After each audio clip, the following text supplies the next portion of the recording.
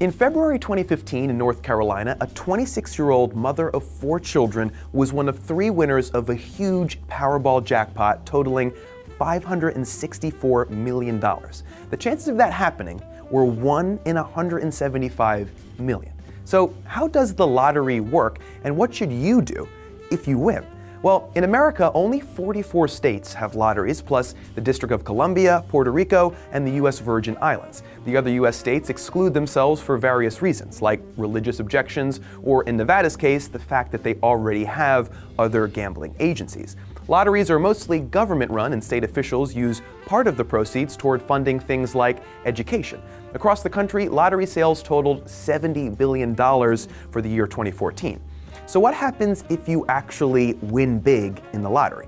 After signing your ticket, make sure to get a photo and a video of yourself with it. Then usually there's a number you can call to identify yourself as the winner.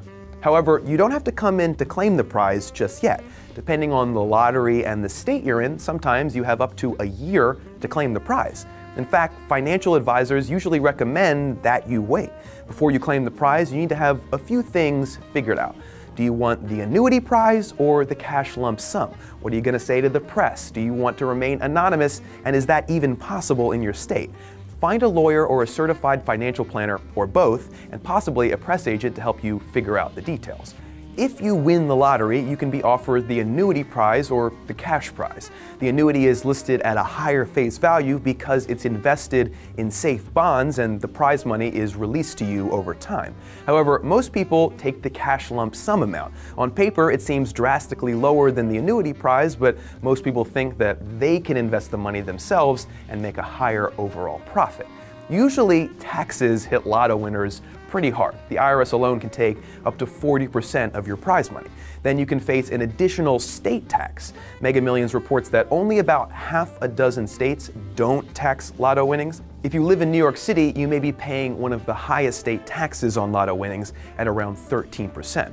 In 2012, the odds were lowered for major state lotteries, and jackpots have been climbing to astronomical levels. The largest jackpot ever won in U.S. history was in 2012 at $656 million. But before you start buying tons of lottery tickets, just remember that the odds of getting struck by lightning are much, much higher. America has a rich history of people hunting for treasure in one way or another. On our brand new show, Seeker, I tell the story of how one of America's greatest treasure hunters got a lot more than he was expecting, and then his life took a nasty turn.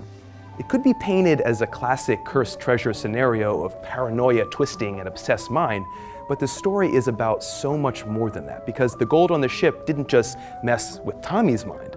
At one point, it messed with the entire psyche of the United States. This new show is just getting started, but it's awesome, so please click here and subscribe, and you'll be the first to hear about every single new story. Thanks.